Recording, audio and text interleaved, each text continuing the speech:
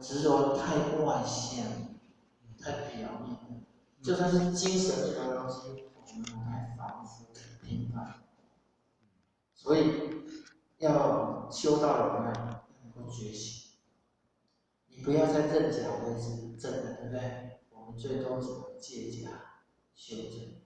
可是有太多芸芸众生被人间的假景所迷惑、所障碍。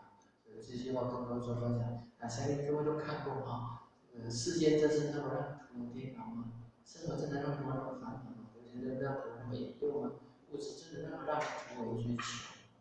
我们在颠倒烦恼里面追求，都是这红尘俗世的价值。如果我们我们还只是追求这世间的这一切，那最后处理得了这世间，处理不了。只有放下这些，你才能够处理世生六道的轮回。要放得下，是吧？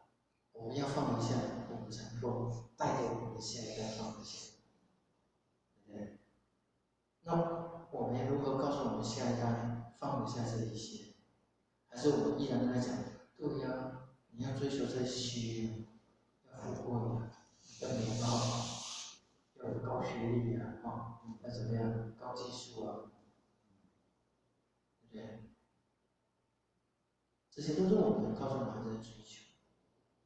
如果我们渴望我们的孩子地位尊贵、金钱非常丰富、名望很好，其实我们要推向的是轮回之路，而不是超生了死之路。这个关卡很难去思辨，因为放不下，因为放不下，总会回来留恋一些、牵缠一些、攀比一些，于是就是要走不走，不断在这边循环不已，对不对？好，听一下歌了啊。